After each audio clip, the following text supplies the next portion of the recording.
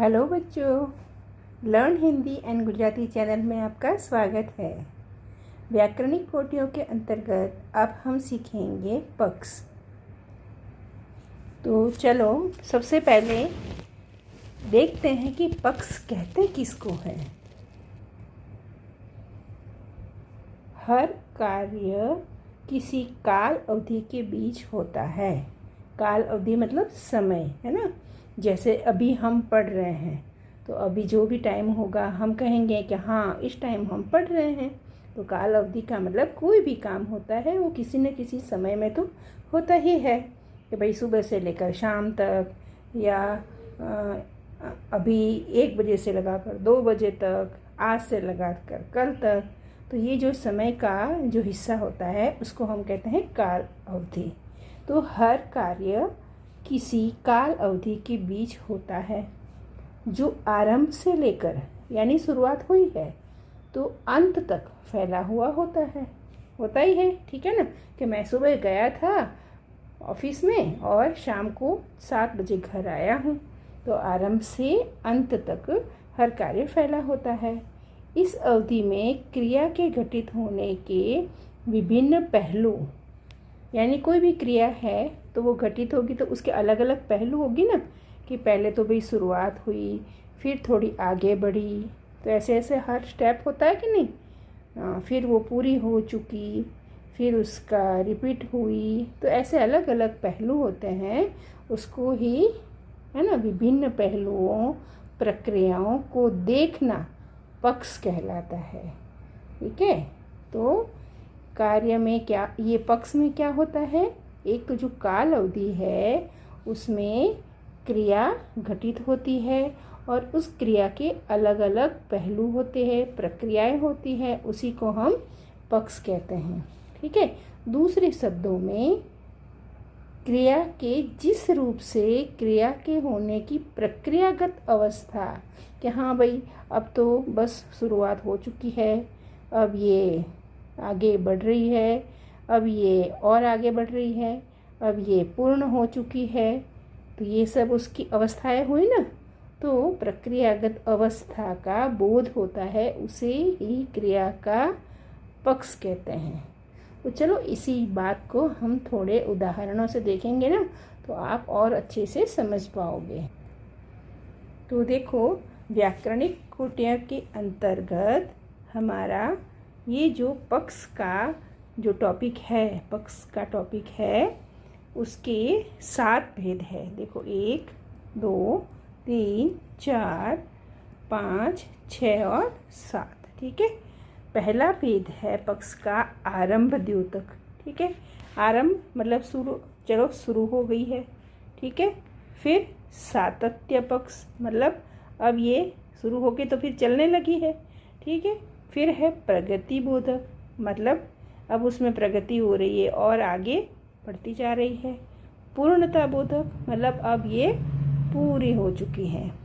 ठीक है, पूरी होने के बाद वो नित्यता, है ना, यानी कि वो हमेशा ही आगे बढ़ती जा रही है। आवृत्ति मूलक मतलब वो बार बार आगे बढ़ती जा रही है। अभ्यास द्योतक मतलब और आगे ही आगे उसका अभ्यास होता जा रहा है। ठीक है, तो ये 7 उसके भेद है। चलो इनको वाक्यों के द्वारा भी हम देखते हैं। हमारा पहला भेद है आरंभ द्योतक पक्ष। तो आरंभ द्योतक पक्ष नाम में ही आपको नजर आ रहा है, किसी काम की शुरुआत हो रही है ना, तो उससे क्रिया के आरंभ होने की सूचना मिलती है।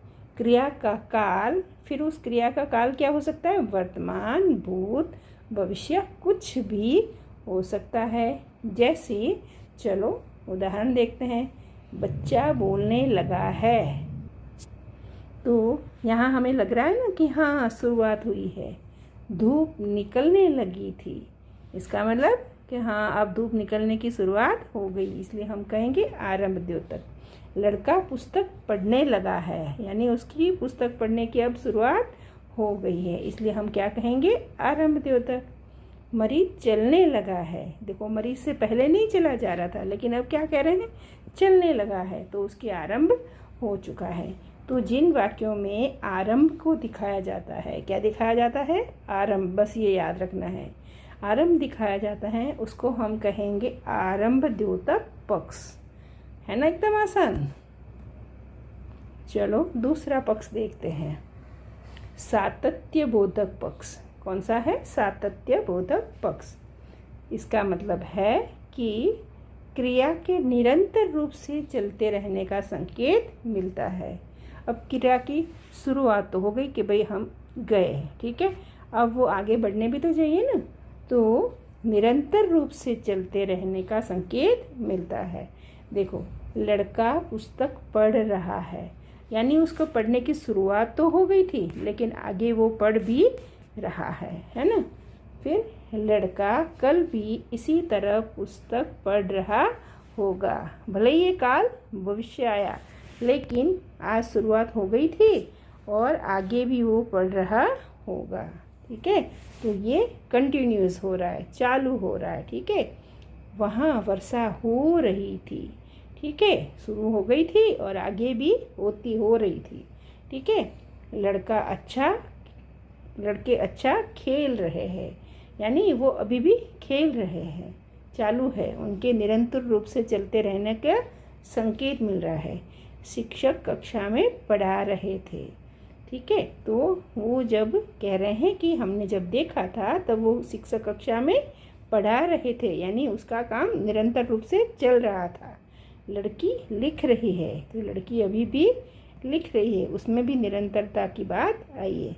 तो समझ गए ना? जहाँ पर निरंतर रूप से चलते रहने का संकेत मिलता हो उसको हम कहेंगे सातत्य बोधक। क्या कहेंगे? सातत्य बोधक। तो पहले तो था आरंभ, है ना, यानी कि शुरुआत हुई, ठीक है? शुरुआत होने के बाद निरंतर वो चलती रहेगी, है ना, कि भाई शुरू हो के बस रुक जाए तो थोड़ी चलेगा, तो अब वो निरंतर चलती रहेगी। तो दूसरा हो गया सातत्य बोधक। चलो आगे, अब हमारा तीसरा भेद है प्रगति बोधक पक्ष। देखो, शुरुआत हुई, ठीक है, काम शुरू हुआ, उसके बाद वो निरंतर चल रहा है। ये हमने देखा था ना कि चल रहा है, उसमें निरंतरता है, ठीक है? अब चलते चलते उसमें कुछ आगे बढ़ना भी तो चाहिए ना, ऊंचा, तो अब आ गया प्रगति का, ठीक है, चलना, और उसके बाद प्रगति आई। तो देखो, प्रगति बोधक पक्ष से क्रिया में निरंतर जारी रहते रहने, आगे बढ़ते रहने का बोध हो रहा है। जो है उससे भी और आगे बढ़ने का बोध है, ठीक है ना? भीड़ बढ़ती ही जा रही है, तो जितनी भीड़ थी उससे भी बढ़ती ही जा रही है। बाढ़ का पानी भरता ही चला जा रहा था, तो जितना था उससे भी आगे बढ़ रहा है, ठीक है? लड़का पुस्तक पढ़ता ही जा रहा है, पढ़ तो रहा ही था, लेकिन और भी आगे पुस्तक पढ़ता जा रहा है। वर्षा होती ही जा रही है। तो यहाँ काम में क्या दिखाई दे रही है? हमें प्रगति दिखाई दे रही है। क्या दिखाई दे रही है? प्रगति। तो इसलिए हम कहेंगे प्रगति बोधक पक्ष। तो ये तो हमें नाम देखते ही समझ में आ जाता है, ठीक है? तो इस प्रकार का वाक्य आए तो हमें कहना है कौन सा पक्ष है? प्रगति बोधक पक्ष। चलो चौथा पक्ष देखते हैं, पूर्णता बोधक पक्ष। पूर्व में हमने तीसरा पक्ष देखा था प्रगति बोधक, है ना? तो जब काम में प्रगति होगी तो काम पूर्ण भी तो होगा, अब जाके भाई हाँ अब यहाँ ख़त्म हो गया, ठीक है?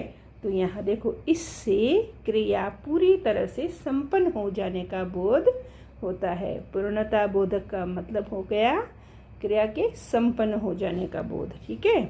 जैसे मैंने गीता पढ़ ली, लड़की दौड़ चुकी थी, लड़का विद्यालय गया, लड़का पुस्तक पढ़ चुका है, वर्षा रुक चुकी थी, ठीक है? तो ये सारे ही काम क्या हो रहे हैं? संपन्न हो गए, मतलब कि पूरे हो गए, ठीक है? तो उनको हम कहेंगे पूर्णता बोधक पक्ष, ठीक है? आगे हमारा पांचवा पक्ष है नित्यता बोधक पक्ष। कौन सा है? नित्यता बोधक पक्ष। अब काम पूरा तो हो चुका है, लेकिन वो हमेशा ही होते रहना चाहिए ना, तभी तो हमारा काम चलेगा। तो यहाँ क्या करें, इससे, इस क्रिया यानी कि नित्यता बोधक से नित्य होने का बोध, यानी कि हमेशा ही हो रहा है। ठीक है, क्रिया पहले भी होती थी, अभी भी होती है और आगे भी होती रहेगी। हम यही चाहेंगे ना कि भाई होती ही रहनी चाहिए। तो देखो यहाँ लिखा है सुरेश अध्यापक है। तो अध्यापक है तो क्या अभी है बस, ऐसा थोड़ी होता है। कल भी अध्यापक था, आज भी है और कल भी रहेगा। तो जहाँ पर नित्यता की बात दिखाई देती है उसको हम कहेंगे नित्यता बोधक। मोहन डॉक्टर था। ठीक है भाई, जो आज हमारे यहाँ मोहन आया था वो डॉक्टर था।